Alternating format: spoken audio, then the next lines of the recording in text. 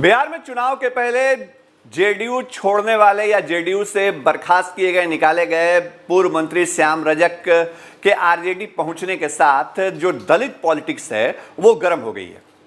दरअसल श्याम रजक ने कल यानी सोमवार को जब तेजस्वी यादव के साथ बैठ करके प्रेस कॉन्फ्रेंस किया तो उन्होंने आरोप लगाया कि नीतीश कुमार दलित विरोधी हैं। दलितों को लेकर के जो सवाल वह उठा रहे थे उस पर पार्टी के अंदर उनको तरजीह नहीं मिल रही थी, सरकार के अंदर काम नहीं हो पा रहा था, इसलिए वो नाराज थे। और यही वजह है कि श्याम रजक ने ये कहा कि वो पार्टी में उनका मन उब चुका था और वो अलग राह तय करना चाहते थे। श्याम रजक का जो बयान आया दलित को लेकर के और दलित विरोधी राजनीति को लेकर के, उसके बाद अब जेडीयू के नेता एक के बाद पलटवार कर रहे हैं। बिहार सरकार में उनके साथ सहयोगी मंत्री के तौर पर काम करने वाले अशोक चौधरी, जो खुद उसी तबके से आते हैं, उन्होंने अब श्याम रजक के ऊपर हमला बोला है। श्याम रजक के ऊपर अशोक चौधरी ने कहा है कि 11 साल बाद उनको इस बात का एहसास हुआ कि नीतीश कुमार दलित विरोधी हैं। 11 सालों तक वो नीतीश कुमार के साथ राजनीति करते रहे श्याम रजक, लेकिन उसको इस बात का उनको इल्म नहीं हुआ कि नीतीश कुमार दलित विरोधी हैं।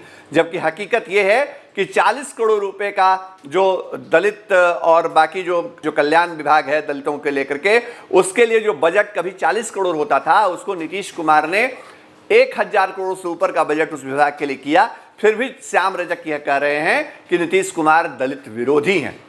ऐसा नहीं है कि अशोक चौधरी के इस बयान पर श्याम रजक ने चुप्पी साध ली है, श्याम रजक ने भी पलटवार किया है। श्याम रजक ने कहा है कि जो खुद कांग्रेस में इतने साल तक राजनीति करने के बाद यह नहीं समझ पाया कि कांग्रेस की नीति क्या है, वह उनको आखिर किस तरह से नसीहत दे रहे हैं। अशोक चौधरी जो हैं वो कांग्रेस के पूर्व अध्यक्ष रह चुके हैं और जब कांग्रेस से उनका मोह भंग हुआ तो वो नीतीश कुमार के साथ गए और फिलहाल बिहार सरकार में वो भवन निर्माण विभाग के मंत्री हैं। जाहिर है बिहार में अब दलितों को लेकर के भी राजनीति आगे देखने को मिलेगी, क्योंकि श्याम रजक ने इस मुद्दे को कहीं ना कहीं बड़ा बना दिया है। आप देखिए दोनों नेता एक दूसरे पर किस तरह आरोप प्रत्यारोप लगा रहे हैं। निश्चित वो बड़े आदमी हैं और उनको पता चलना चाहिए, जब बड़ा आदमी है तो दूसरे को मंद बुद्धि की बात कर रहे हैं। तो मेरा ये साफ कहना है कि बड़े आदमी अगर किसी को मंद बुद्धि कहता है, इससे उसकी नीयत और उनकी संस्कृति का एहसास हो जाता है। मेरी कब से हूँ मैं एमएलए और वो कब से थे एमएलए, मैं कब से था मंत्री, वो कब से थे मंत्री, और मैं मंदबुद्धि का हूँ और मैं चंद्रशेखर जी के समय से राजनीति कर रहा हूँ और काला हांडी से लेकर के ब्लू स्टार के खिलाफ पंजाब में पदयात्रा करने का काम किया और कई लड़ाई लड़ने का काम किया और मैं मंदबुद्धि का हूँ। उनका कहना अगर ये है तो इस सोच को मैं मुबारक देता हूँ। उनका कहना है कि नीतीश जी को समझने अभी उनको इंतज़ार करना होगा।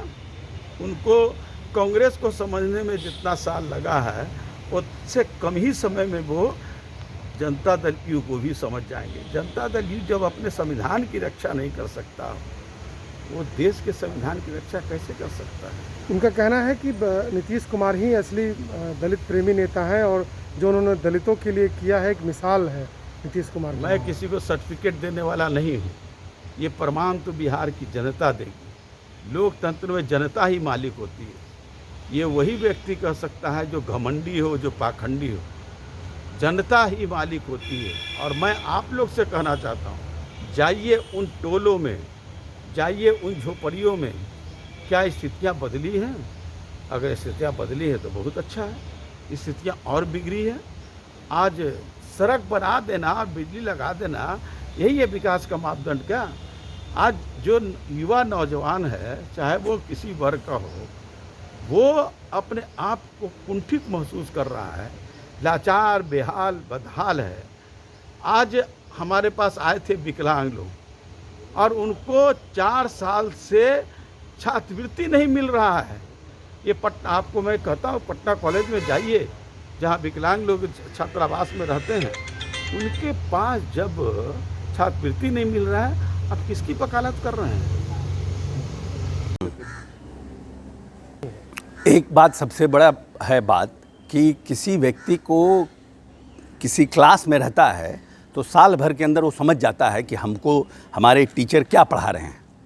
आपको 11 साल लग गया कि नीतीश जी आपको क्या पढ़ा रहे हैं आपको समझने में, तो आप कितना होशियार विद्यार्थी हैं इसी से आप समझिए। इस प्रदेश की जनता समझ नहीं रही है कि जिसके साथ आप 11 साल रहे और 11 साल के बाद आपको समझ में आया और आप लगातार उनके कैबिनेट में मंत्री रहे कि 11 साल बाद आपको समझ में आया कि नीतीश कुमार दलित विरोधी हैं। तो ये सबसे बड़ा प्रश्न चिन्ह तो इनके ऊपर लगता है कि आपको साल भर 1.5 साल में समझ में नहीं आया कि नीतीश कुमार दलित विरोधी हैं। 11 साल आपने लगा दिया ये समझने में।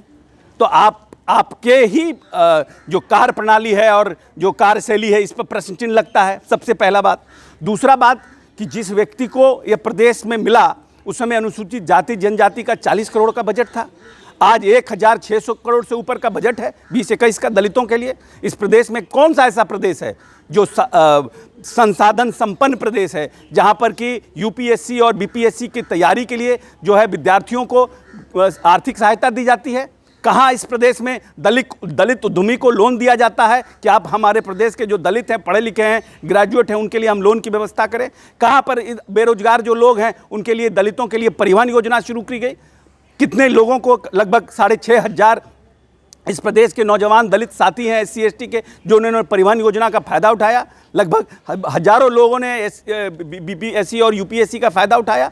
जो व्यक्ति बड़ा होता है, जो दूरदर्शी होता है, वो समझता है कि जब तक हम हाशिए के पड़े जो बड़ी जनसंख्या है, चाहे वो महिलाओं का हो, अति पिछड़ों का हो, दलितों का हो, उसको जब तक हम मुख्य धारा में नहीं जोड़ेंगे तब तक हम इस प्रदेश को 21वीं सदी में ले नहीं जा सकते। उस सोच के साथ नीतीश कुमार ने इन योजनाओं का निर्माण किया और दलितों का उत्थान करने का बात किया। हम तो समझते हैं आज़ादी के बाद इतना बड़ा दलित प्रेमी कोई मुख्यमंत्री हुआ ही नहीं है जिसने इस तरह की योजनाओं का निर्माण किया, और आपको 11 साल लग गया। अब जब जाते हैं तो आप कहते हैं कि नीतीश कुमार दलित विरोधी है।